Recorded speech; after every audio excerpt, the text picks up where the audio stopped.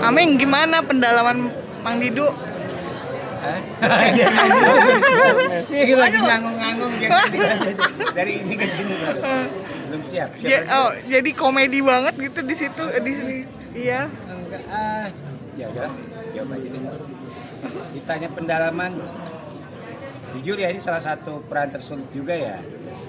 Maksudnya seperti yang tadi Bu Dewi bilang, karakternya sebagai Bu Andin Aunat dari Rumah Singgahnya kan, bahwasanya menjadi caregiver atau caretaker itu harus jauh lebih tangguh secara mental, secara psikis kan. Itu satu. Kedua, jujur film ini apa yang challenging banget, menantang banget. Karena apa ya? Kita harus punya kemampuan untuk meregulasi mental, psikis, emosional, dan tak kenapa lebih perih lagi ya berasanya karena kita harus tetap optimis dalam keadaan apapun. Yang ada malah makin mewah kan, bener gak? Jadinya jadi kayak tidak menjual klise film ini kan.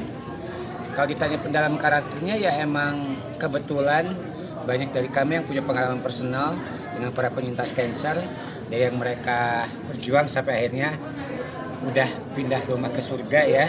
Jadinya iya pindah rumah ke surga kan. Jadi kayak yang berasa aja gitu kayak universe conspire gitu. Ya jadi pas ngelihat karakter saya dalam hal ini ya, Mang Didu tuh kayak dia harus tetap kelihatan baik-baik aja padahal enggak. Dia harus kelihatan jadi apa ya, penghibur ibaratnya padahal enggak gitu kan. Tetap harus optimis, semangat dalam keadaan sebitter, sesulit apapun. Maka ada beberapa adegan yang waktu paham ya, waktu adegan tahun ini gini, Mang Didu di ini gitu kan. Itu gila sih, mixed feeling banget itu. Dalam suatu adegan harus ada beberapa spektrum emosi ya, itu kayak antara senang, terharu, nangis, tapi hancur. Itu kayak pas di tag, sebelum dan setelah di tag masih ke bawah gitu, kayak sih gitu kan. Sama ketika PK ini begini ini gitu kan, nggak boleh spoiler ya, itu kayak gitu. Jadi emang perasaan yang keluar mostly jujur semua ya. Satu lagi dong, penasaran. Ini Aming, saya ada satu scene yang kayak Ghost in the Shell yang dia menjulurkan itu emang spontan ini satu. Enggak lah. Yang mana? Enggak, itu kan emang ceritanya jadi hantu kan, mostly interpretasi kalau lagi nakut-nakutin kan kayak gitu. Itu karena kebetulan jaraknya deketan. Setelah itu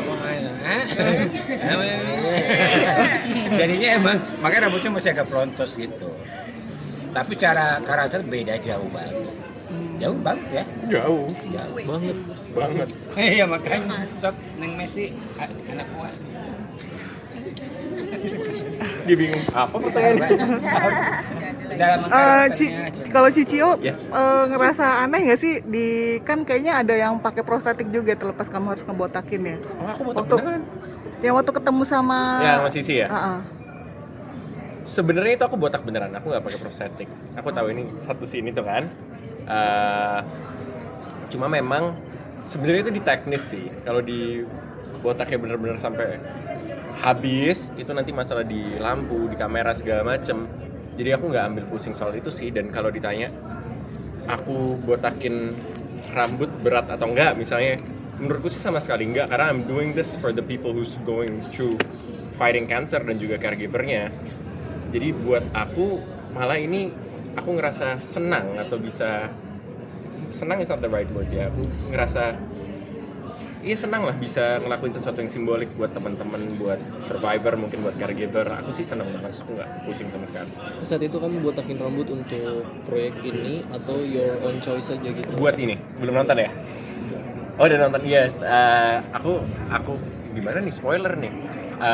Aku botakin rambutnya mau, tapi harus ada adegannya. Bukan harus ada, ketika aku ngobrol sama filmmakernya, aku bilang sebisa mungkin jangan sampai Tony ketika muncul sudah botak. Lebih baik ada adegannya dia transisi dari masih ada rambut ke botak.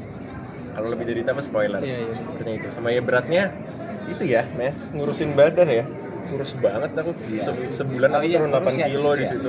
Kalau dibanding sekarang beda, waktu itu 67, beda 12-13 kilo sama sekarang. Beda jauh. Itu sih. Kalau kan kamu, ini kalian bertiga kan ngomong susah gitu selama itu emosinya sampai berlebihan Pas gitu. respon Tapi pada selesai kelar syuting itu gimana sih cara kamu untuk bisa mengeluarkan rasa yang berat itu? Jujur ya, kalau aku wakilin ya. Kan kita readingnya sebulan kurang lebih, prepnya, syutingnya sebulan. Aku tuh sebenarnya awalnya tidak terlalu nyadar bahwa aku berubah, tapi yang nyadar tuh orang-orang terdekatku, mamaku, kakakku. Mereka bilang, Dek, kamu jadi lebih sensitif jauh. Secara nggak langsung pasti terbawa ya, apalagi kita semua pergi ke UI, ketemu adik-adik teman-teman kita di sana. Memang jadi lebih sensitif. Kalau untuk adegan memang ada 1 atau 2 adegan yang aku sudah selesai take tapi tidak bisa berhenti nangis. Caranya adalah menelpon orang terdekat kalau aku. Kalau untuk keluar dari karakter Tony, yang benar-benar aku bisa keluar itu ketika syutingnya udah selesai. Nah kalau aku tuh untungnya memang suka bermain bola, tenis, jadi menurutku tuh equalizer-nya adalah melakukan olahraga-olahraga lagi yang selama aku jadi Tony aku nggak lakuin. Karena kan aku harus kurus ya, jadi kayak olahraga-olahraga kayak crossfit yang bikin badan besar itu aku nggak lakuin sama sekali, biar kurusnya tuh bukan yang lean kayak petinju tapi kurus kayak memang sakit. Jadi ketika selesai aku mulai ngelakuin hal-hal yang selama 1-2 bulan syuting ini nggak aku lakuin. Aku gitu sih. Langsung ngegas olahraga apa, Kyo? Aku pokoknya sama syuting ini kerjaanku tuh cuma treadmill 14, incline-nya setengah jam tiap hari, pulangnya main bola, pulangnya tinju, pulangnya tenis, nggak ada yang weightlifting sama sekali, jadi cardio full gitu kan, habisin bakar otot dan lemak. Pas sudah selesai ya tentunya aku mulai weightlifting lagi gitu sih. Kalau yang udah. Terima kasih ya. Makasih. Ternyata pasti dari the producer ataupun director ataupun tim kreatif punya list gitu ya. Cuma pada akhirnya karakter ini pemain-pemainnya menemukan rumahnya sendiri gitu. Jadi kita lihat ada beberapa wishlist gitu ya, tapi pada akhirnya oh ya emang dia. Jadi memang cast yang menemukan rumahnya, begitupun story yang juga menemukan castnya gitu.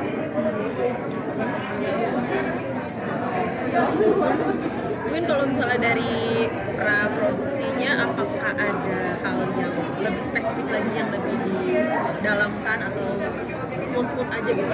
Oh, karena ini film ini mungkin nanti the producer juga bisa sharing. Cuma kalau dari saya, karena film ini semuanya muatannya di dalam. Jadi bukan drama yang konflik dengan dialog. Kita ada treatment monolog, kita ada treatment bahkan subtext ataupun apapun itu. Kita ngelakuin itu semua pada saat proses reading.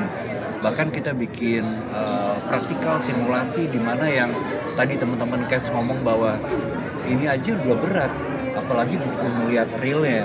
Jadi emang itu yang kita develop lebih ke dalam perasaan mereka gitu. Itu yang membedakan gitu selama ini gitu sih. Post produksinya kali itu Iya, mungkin ya. soalnya kita sih pengennya film ini bisa lebih panjang. Iya. Guys, saya chemistry semua karakter itu yang berasa. Cuma ini juga ada kebutuhan yang bisa ditonton orang dari saya untuk oke, mari kita bicara versi yang enak. Kalau waktu penggarapan cerita sama waktu syuting ada kayak supervisi dari dokter kanker sendiri atau seperti apa gitu dari pihak? Supervisi secara langsung pada saat syuting enggak, tapi memang kita banyak riset karena kebetulan dari Pak Sunu sendiri, dari Mas Hansi juga punya pengalaman pribadi tentang cancer ini. Jadi yang menarik dari proses praproduksi kita dalam ngedevelop teknis di sini, kita nih banyak ngobrol bareng ya, gitu. Banyak ngobrol bareng, jadi kita bukan cuma ngebahas mengenai secara teknis ceritanya seperti apa, tapi secara rasanya juga kayak gimana. Oleh karena itu, Bukan struktur lah ya. betul, bukan struktur. Kita ngobrol experience. Iya, ngobrol pengalaman hidup. Pengalaman hidup. Betul. Itu pun kita lakuin sama bahkan sama kru film kita dan pemain-pemain kita juga banyak ngobrol. gitu. Jadi ada pengalaman tertentu nggak dengan keluarga, kerabat atau ada berhubungan dengan cancer. Nah, di situ kita ngobrol, kayak pendalamannya banyak kayak gitu. Makanya ya, kita harusnya. buatkan kreditnya seperti itu kan, lihat ya kreditnya kan jadi seperti sedikit dokumentasi terhadap kondisi enak itu, seflow itu dari produksi. Ya nyatuin rasanya lah. Iya betul. Tadi menarik tuh yang siapa aktris yang baru pertama kali acting tapi terus rambutnya udah di Rena. Iya, itu memang sengaja langsung diminta pada saat itu untuk langsung mencukur rambutnya pas lagi ditawarin film atau seperti apa sih? Ya gigas kayak Iya, betul. Dia juga bersedia, tapi intinya kan peran-peran kecil menurut saya bukan sekedar peran yang melengkapi ya, tapi buat profesi mereka peran sekecil apapun itu ketika dia bisa jalaninnya dengan baik, wah itu impactful. Seperti si Rena ya, gitu ya, cukup udah ngebawa di opening film gitu. Makasih Pak. Terima kasih.